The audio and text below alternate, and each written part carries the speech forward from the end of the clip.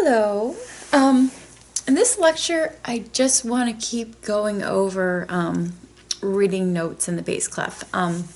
For those of you who listened to my previous lecture and you just get it, you've maybe read a little music before, you're familiar, you know the process to finding these notes, then you might not necessarily need to watch this, but for those of you who might need a little more practice, I just want to sort of spend this lecture just practicing finding notes in the bass clef, okay? So we're going to use the same process in the previous lecture, all right? What I'm going to do is just pick a note, all right? I'm just going to pick a random note on the clef, and then we're going to figure out how to find where this note is located on the harp, okay? So basically what we're doing is we're figuring out when we see a note up here, what string do we pluck, okay? So let's start. So here's our bass clef, and I do recommend that you sort of make your own bass clef. You know, maybe put the letters on the sides to start, and just do this exercise very frequently. Like I would say at least a few minutes a day, at least 5 minutes a day. Just sort of picking different notes and finding them in the harp, just like we're doing now, okay? So let's pick this note. Let's just say you are reading music in the bass clef, and there is a note right here. There you go. That is a half note. And you might have noticed that notes look different. If you've ever looked at sheet music, and I will go into that later, so I'm not going to leave you high and dry, but let's say you see a circle on this line, okay? It might have a tail, it might just be like this, it might be filled in like this, and it might have two tails, all right? But this is going to be the same note, okay? This is showing you where you want to pluck the string on the harp, okay? So first thing you do, you see a note here.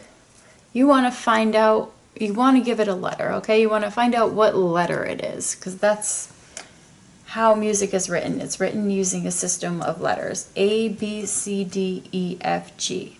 And then from G, it goes back to A, okay? So first thing, what letter, all right? So, like I said in the previous lecture, for the bass clef, there, you're going to have two sayings that are going to help you memorize the letters, okay? So, the sayings that I use for the spaces are all cats eat gophers. And the saying I use for the lines are good boys don't fight a lot, okay? So the first line is going to be G. The second is going to be B, D, F, and A. Good boys don't fight a lot. So if you look at this note, using that system, you're going to know that this note is an A, okay? So right away, you're going to know it's an A. All right? Now, when you're reading music in the bass clef, the second thing you're going to do is you're going to sort of know that middle C is up here. You're not always going to see this middle C, but you're going to know that middle C, if you imagine a line right here, you know that middle C is right here. You're going to see right away that this note is two strings below, okay? Because this space here above is one string, and this line right here is two, okay? So, when you translate it to the harp, you're going to find that middle C, which is going to be right here, and you're going to know right away that that note is two strings below. So one, so you're going to know that that's an A, okay? And a good way to know if you've actually found the A is to look at its relationship to either C or F. because C and F is really easy to identify in a harp. C's are red, F's are blue. So if you see this note here, either way, either string works, but let's say we want to find it in relationship to F. So here's our F, and since this string is 2 above, it's going to go F, G, A. Okay, so it's confirmed this is an A. And like I said many times, a harp or any instrument does not have an H string, okay? After G, it goes back to A, because G is the last note of the scale. So F, G, A. All right?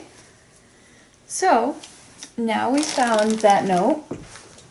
I want to very quickly do a couple more notes, okay? As long as we're here. So let's pick this note. All right, you see a note right here. First thing you look at, this over here.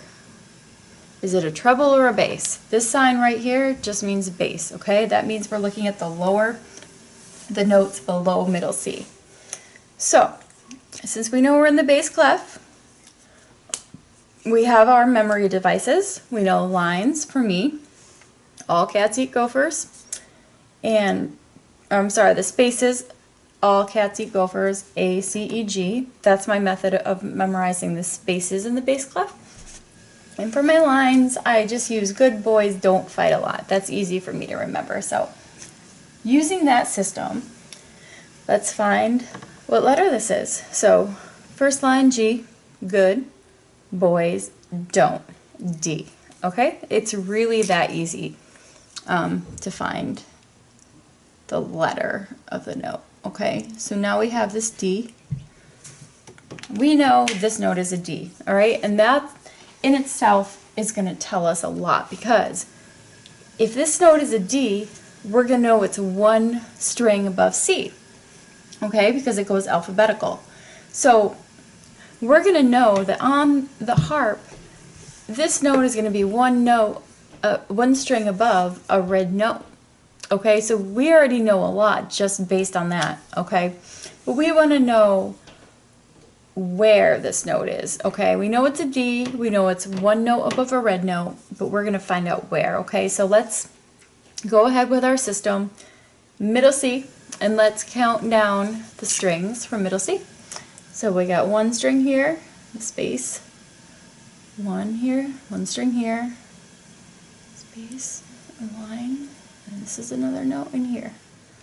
Okay, so it's going to be 1, 2, 3, 4, 5, 6 notes below middle C. All right, so we're going to know it's 6 notes below its middle C, and also this is the first D below middle C. Okay, so let's look at the harp. Find middle C. Let's go 6 strings lower, all right? We got 1, 2, 3, 4, 5, 6. Okay, do you see it?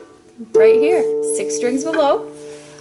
And to confirm that's a D, like I said, find a C. This is this red note, and you're going to see that it's one note above a C. All right, so we just figured out that this note here is going to be right here. Okay, so this, you know, at first to figure that out is going to take time. You're going to have to use the system to find it. You're going to have to find middle C, where it is in relationship to this, count down, or just see that it's the first D below middle C, and find it on the harp. And then the more you do that, the more, first of all, it's going to take you less and less time to find it. Obviously, when you first start reading music, it's going to take a very long time to find the notes, because you're coming from scratch, so it's really a lot of things to remember. So at first it's going to take quite a while, but after a few times you're going to sort of like your muscle memory is going to kick in and you're going to figure it out faster, first of all. And then eventually you won't have to even go through that process. You'll just know that this note equals this note. Okay? I promise. The more you practice, the easier it will get. And if you keep practicing, you won't have to think about it. But you got to practice, and you have to know that it will come. That it's really like, it seems difficult at first, but it's really quite easy once you just sort of get used to this, used to doing this process. You just know where the notes are. That's why you see people who have been playing for years, and you know, they can see a piece of music right away and they can play it. That's because they started doing this. You know, at some point they didn't know anything and they had to go through this process of learning, okay? And they've done it for, you know, many years usually, to the point where they just know. But just know that at some point they were doing the same thing. They were, you know, figuring each note out, and it wasn't an easy process at first, but it does get easier. So I hope this was helpful, and I will see you next time.